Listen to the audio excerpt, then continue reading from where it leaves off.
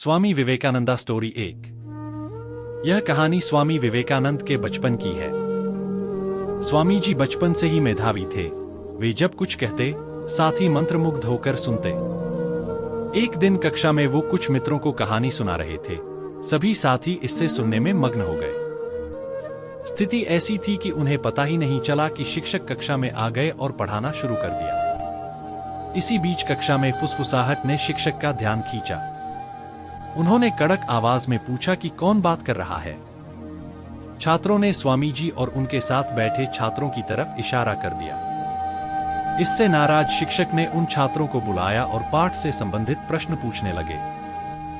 स्वामी विवेकानंद के अलावा कहानी सुन रहा कोई बच्चा प्रश्न का जवाब नहीं दे पाया। इस पर शिक्षक को यकीन हो गया कि स्वामी जी पाठ पर ध्यान दे रहे थे और बाकी छात्र बातचीत में लगे थे।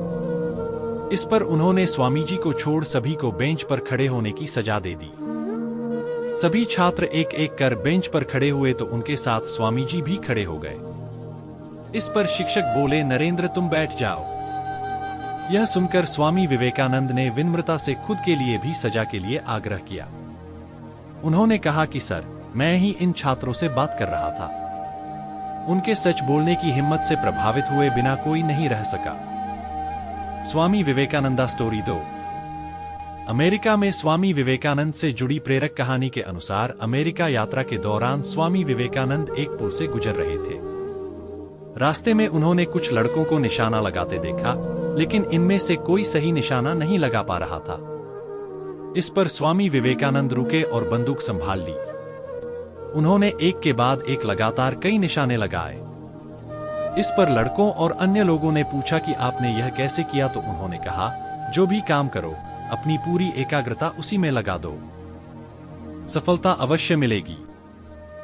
स्वामी विवेकानंदा प्रसंग 3। स्वामी विवेकानंद से जुड़ा बनारस का प्रेरक प्रसंग भी आपको बताते हैं। एक बार बनारस में वह एक मंदिर से प्रसाद लेकर बाहर आ रहे थे, तभी वहां रहने वाले बंदरों के समूह ने उन्हें घेर लिया। स्वामी जी जितना बंदरों से बचने के लिए इधर उधर जा रहे थे, बंदर उतना ही रास्ते में आकर उन्हें डरा रहे थे। तभी वहां एक बुजुर्ग सन्यासी पहुंचे। उन्होंने स्वामी विवेकानंद से कहा कि डरो मत, उनका सामना करो। वृद्ध सन्यासी की बात सुनकर स्वामी विवेकानंद पलटे और बंदरों की तरफ जाने लगे।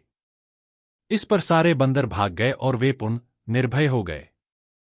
इसका कई बार उन्होंने जिक्र किया है और युवाओं से कहते थे कि किसी समस्या से डरो मत, उसका सामना करो, उससे लड़ो।